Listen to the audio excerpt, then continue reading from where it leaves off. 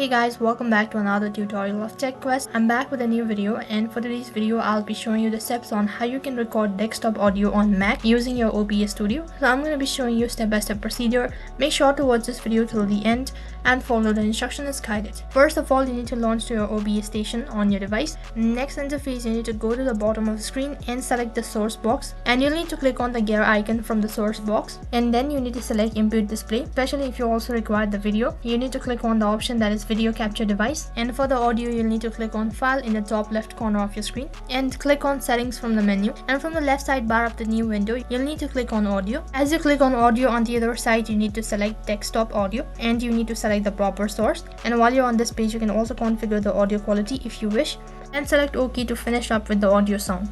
So that is how you can record desktop audio on Mac using OBS.